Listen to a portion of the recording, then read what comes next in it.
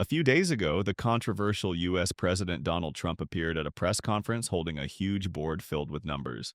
In that same event, he announced new tariffs, not just on one country, but on the whole world. Yeah, you heard that right. No matter where you're watching from, Trump probably slapped a tariff on your country, too. The move shocked the entire world. In fact, the global stock market lost over $6 trillion in just 2 days after his announcement. And that number might be even higher by the time you're watching this. No one can believe what's happening. That's why many political analysts are saying this could be the beginning of a new world war. But this time, it's economic. They believe this could lead to a major global recession and disrupt international trade. In short, this isn't just America's problem. The whole world could be affected in the coming years, and Trump's move is a massive gamble for the US. It could either make America richer and bring back its industrial power or completely backfire. So, what's really going on here? Welcome to Chronics. But before we dive in, if you're new to the channel, don't forget to hit that subscribe button and turn on notifications so you never miss our videos. On Wednesday, April 2nd, 2025, Donald Trump held a press conference in the White House garden and made a bold claim. He said, "I feel like every country in the world is stealing from America and taking advantage of the resources and aid we provide." So what did Trump decide to do? Simple. He announced that he's slapping taxes on the entire world. Yes, really. He showed up with a list of around 180 countries and started reading them one by one, announcing the percentage of tariffs on each, as if he was handing out high school exam scores. Here's how the list broke down. Most countries were hit with a flat 10% tariff, but about 60 countries were singled out and placed in what he called Tier 1 nations. And these got much higher rates. China, of course, was the first name on that list, and its tariff jumped from 20% to a massive 54%.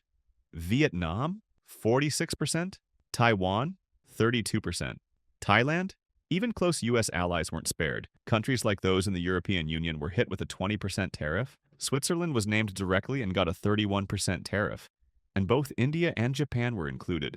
Some Arab nations made the list too. Syria got hit with a 41% tariff, Libya with 31%, Algeria 30%, included countries like Egypt, Saudi Arabia, the United Arab Emirates, Kuwait, Turkey, the United Kingdom, Brazil, and many others. Now, to be clear, these are import tariffs. And of course, the people who are going to suffer the most from all this are the American citizens themselves. Why? Because most of the imported goods that used to reach them at low prices are now going to cost more. And guess who's paying the difference? Yep, the average American shopper. Trump, of course, told the public that the companies would absorb the extra costs, well, not the people. But that's just not how it works. These tariffs cover nearly everything: cars, meat, dairy, agricultural products, you name it. Even communication tech, electronics, and believe it or not, handmade crafts from developing countries got hit. So now comes the big question: why did Trump impose all these tariffs?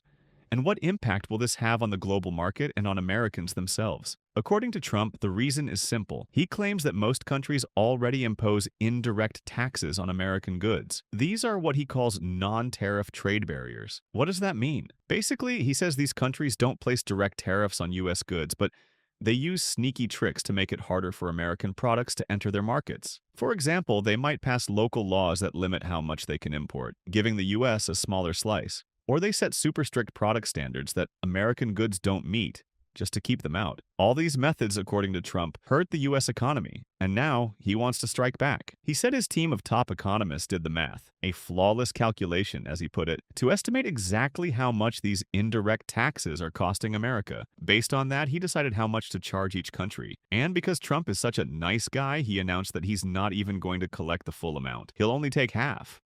And yeah, that giant board Trump was holding, it actually had two columns, one showing the evil tariffs that other countries supposedly impose on the U.S., and right next to it, a yellow column showing half of that number, the amount Trump decided to charge each country.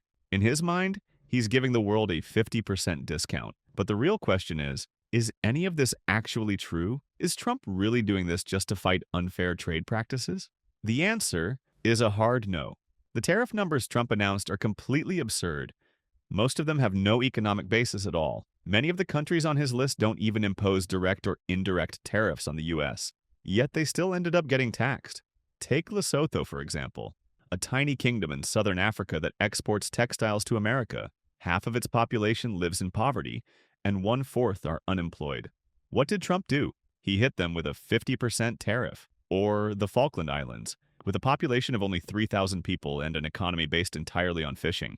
Trump gave them a 41% tariff. And the funniest one, the Heard and McDonald Islands, a remote, uninhabited group of islands near Antarctica. No people, no economy. Trump still put a 10% tariff on them. The media had a field day joking that Trump must have gone on ChatGPT and typed, "Give me random global tariff percentages," then printed the results and slapped them on his board. But jokes aside, there are actually two serious reasons behind this move. First, Trump has an obsession with something called the trade deficit. That's the difference between how much a country exports versus how much it imports. For example, if a country exports $10 worth of goods but imports $12, then it has a $2 trade deficit. If it exports more than it imports, it has a trade surplus.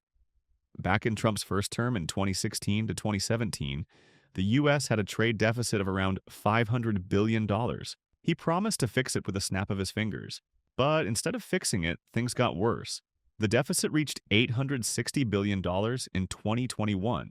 Now, in his second term, the deficit has ballooned past $1 trillion. So what's Trump trying to do? Simple. Slap random taxes on every country that sells anything to America, hoping the extra revenue will reduce the deficit and make the numbers look better. The second, and probably the most important reason behind Trump's tariff frenzy is his obsession with crushing the Chinese giant that has taken over global trade. Here's the twist. America actually helped create that giant with its own hands. Let me explain. Back in 1972, Republican President Richard Nixon made a historic visit to China, ending decades of silence between the two nations. He offered China major trade incentives, not out of kindness, but because he wanted to pull China over to the U.S. side in its Cold War standoff with the Soviet Union. While the U.S. government was busy playing global chess with the USSR, American corporations had a different idea. They looked at China and saw a dreamland for factories. Cheap labor, low rent, abundant raw materials, and thanks to Nixon, great trade terms with the U.S. So one by one, big American companies moved in. Apple, Microsoft, Intel, General Motors, they all set up shop in China. European and multinational companies soon followed. And over the years, America suddenly woke up to a new reality. China had gone from being a developing nation to an economic superpower, one even more threatening than the Soviet Union ever was. Why? Because China had learned everything, and from tech to manufacturing, by working hand in hand with the world's biggest companies. Now Trump wants to undo that. His goal? Force all those U.S. companies to leave China and bring their factories back home.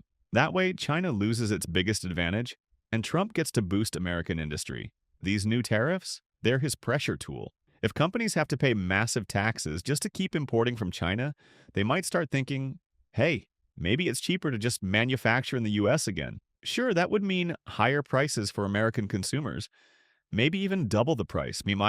But in Trump's view, it's worth it if it means hitting China where it hurts and strengthening the American economy. But Trump isn't just targeting China. He's also got his eyes on other Asian countries like Vietnam, India, Malaysia, and more.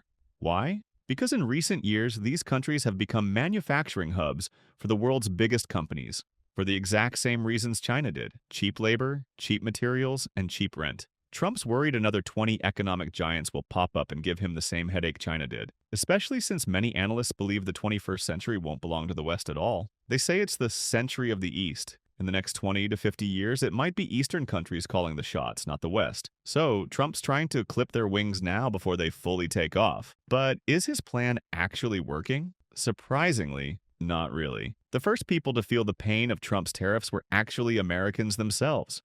The U.S. depends heavily on imported goods. Cars, food, clothes, you name it. America simply isn't the manufacturing powerhouse it used to be. So when Trump slapped those tariffs on imported goods, the companies didn't say, oh, we'll cover it. They passed the cost directly to the consumer. So if a product used to cost $10,000 and Trump slapped on a 46% tariff, the company just raised the price to $14,600. Boom! The American buyer ends up paying the price. Some estimates suggest that because of Trump's tariffs, the average American now pays an extra $3,000 to $4,000 per year, and that's being generous. If your expenses are high, you'll feel it even more. And the worst part? This isn't a short-term thing. Trump's master plan? Bringing American factories back and reviving U.S. industry, line is a 10 to 20-year game. Even if it works, economists argue it still might not succeed. Why? Because bringing production back to the U.S. means companies will have to pay high wages, high rent, and use expensive energy, all of which will skyrocket production costs. So even if the factories come home, they might not survive. And because of that, U.S. product prices will shoot up, making it much harder to compete globally. Imagine this. Today, an iPhone and a Samsung both cost around $1,000. But if Trump's plan works, the iPhone could end up costing $2,000. So who's going to win that battle? Samsung, obviously. And that same logic applies across the board. End result? Asian companies could take over the global market. And ironically, it's American companies that might collapse. That's why there are massive protests happening across the US against Trump's policies.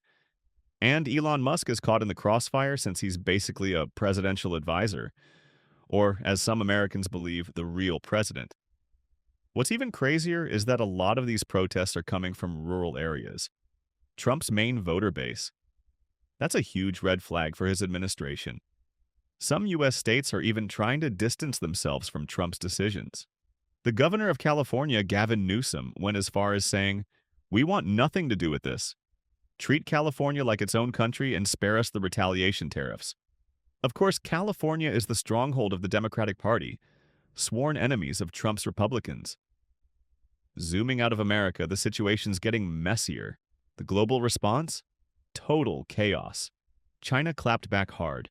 They slapped the exact same tariffs on U.S. goods, 34%. Then they banned exports to 16 U.S. companies and 11 American agencies. They even stopped exporting rare earth minerals to the U.S., the kind you need to make planes and electronics. And just now, as I was checking the news, the drama escalated again. Trump wants to raise tariffs on China to 145%. That's a 125% increase from the original. So remember our earlier example?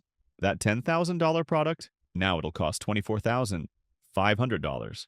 China's not backing down either. They raised tariffs to 84%, then 125% in response.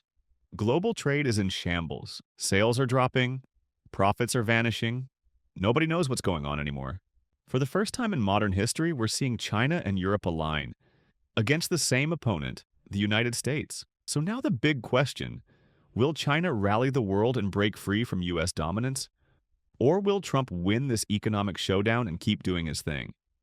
He claims that over 50 countries are now courting his administration, begging to negotiate.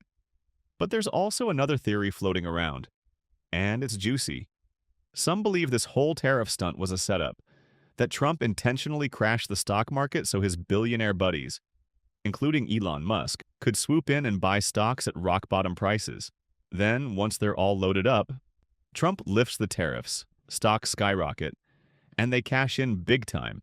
But now things are getting spicy, because word on the street is Trump and Elon aren't exactly besties anymore. There's even talk of Elon getting the boot and his department being shut down.